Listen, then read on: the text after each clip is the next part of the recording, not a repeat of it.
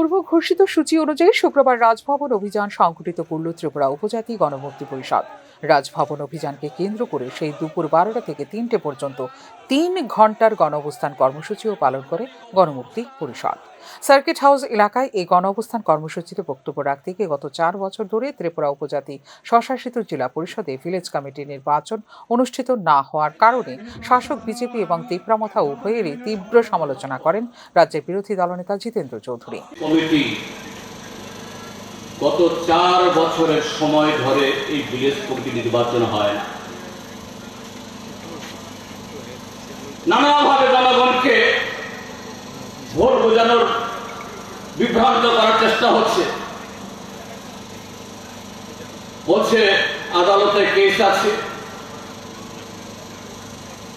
মিজোরাম থেকে আসা grow displace person তাদের নামের তালিকা, তাদের নাম ভোটার তালিকাতে উঠেনি,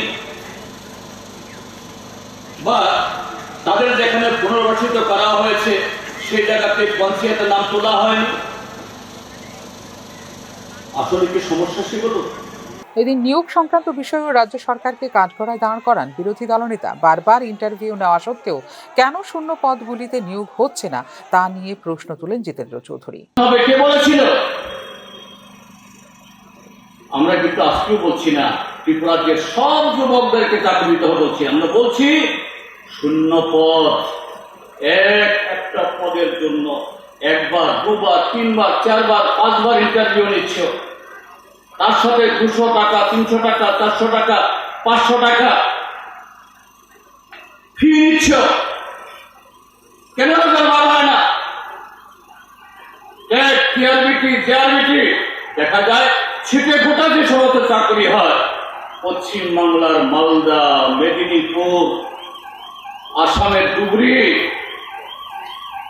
ভারতবর্ষের কোন রাজ্যে স্টেটের এরকম চাকরিতে অন্য রাজ্যের ছেলে মেয়েদের চাকরি দেওয়া হয় না।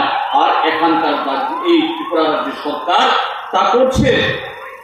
সংবিধানের 125তম সংশোধনী বিল অবিলম্বে পাশ করানো, সিএ বাতিল, বন অধিকার আইন সংশোধন করে প্রত্যেক উপজাতিদের জমির অধিকার প্রদান সহ অন্যান্য দাবিতে রাজভবন অভিযান কর্মসূচি পালন করে গণমুক্তি পরিষদ। সংবিধানের 125তম সংশোধনী দীর্ঘ কয়েক বছর ধরে আটকে রয়েছে। এই বিল অবিলম্বে পাশ করতে হবে। সংবিধানের 125তম সংশোধনী বিল পাস করার মধ্য দিয়ে রাজ্যের উপজাতিদের সার্বিক দাবি পূরণ হতে পারে। এছাড়াও ককবরক ভাষাকে সংবিধানের 8ম তফসিলের অন্তর্ভুক্ত করার জন্য জোরালো দাবি জানিয়েছেন উপজাতি গণমুক্তি পরিষদের নেতৃত্বরা। সিএএ বাতিল এবং উপজাতিদের ভূমির অধিকার নিশ্চিত করার জন্য দাবি করেছে জিএমপি। দাবিগুলিকে সামনে রেখে এদিন রাজ্যপালের কাছে সনদ পেশ করেন জিএমপির প্রতিনিধি দল। ফিউরো রিপোর্ট, নিউজ নাও।